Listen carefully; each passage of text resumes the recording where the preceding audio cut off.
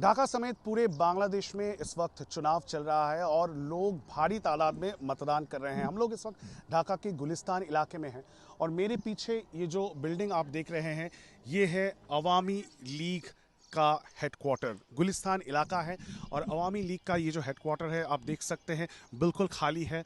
इससे पहले इसको तोड़ा गया था, इसको जलाया गया है और इस वक्त अवामी लीग की जो पूरी लीडरशिप है वो भारत में है। शेख हसीना खुद भारत में रिफ्यूज ले रही हैं और जो समर्थक हैं वो बांग्लादेश के विभिन्न प्रांत में फैले हुए हैं और उनका रोल काफ़ी अहम रहेगा। लेकिन इससे अंदाज़ा लगाया जा सकता है किस तरह का एक स्टार्क कॉन्ट्रास्ट देखने को मिल रहा है, जहां एक और पूरे ढाका में, पूरे बांग्लादेश में लोग जितना हमारे कैमरे में दर्ज हुआ है, भारी तादाद में लोग वोट देने के लिए बाहर निकल रहे हैं इस चुनाव में, संसदीय चुनाव में। वही दूसरी ओर अवामी लीग पार्टी को बैन कर दिया गया है। मोहम्मद यूनुस सरकार के द्वारा ये पार्टी पर पाबंदी लगाई गई है, बैन लगाया गया है।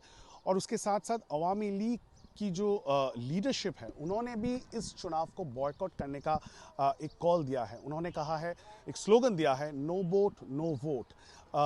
और इसके तहत जो अवामी लीग के समर्थक हैं उनका रवैया क्या रहेगा, उनका रुख क्या रहेगा इस चुनाव में, ये बहुत महत्वपूर्ण हो सकता है। शायद एक डिसाइडिंग फैक्टर भी हो सकता है, क्योंकि अवामी लीग का जो वोट बैंक है वो एक साइलेंट वोट बैंक हो सकता है इस बार।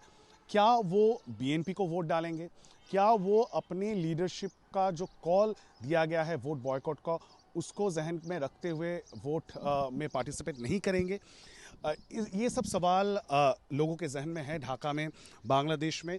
और गोपालगंज से भी हम लोग देख चुके हैं। गोपालगंज जो शेख हसीना का गढ़ माना जाता है, अपना होम टाउन, वहाँ भी जो विजुअल्स हम लोगों को आए हैं वहाँ पे लगा है कि कुछ कम मात्रा में लोग वोट दे रहे हैं। तो ये इसी से अटकलें लगाई जा रही हैं कि क्या अवामी लीग के समर्थक इस बार बाहर आके वोट डालेंगे, और अगर नहीं डालते हैं तो कौन से पार्टी को वो वोट डालेंगे। कहीं ना कहीं वो डिसाइडिंग फैक्टर बन सकता है। क्या वो वोट बीएनपी के पास जाएगा?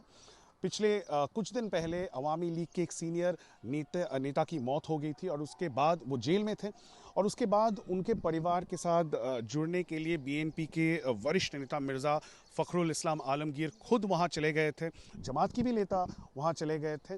कहीं ना कहीं एक आउटरीच हो रही है दोनों पार्टी की तरफ से, ताकि अवामी लीग के जो सपोर्टर्स हैं उनको रुझाने की कोशिश हो रही है।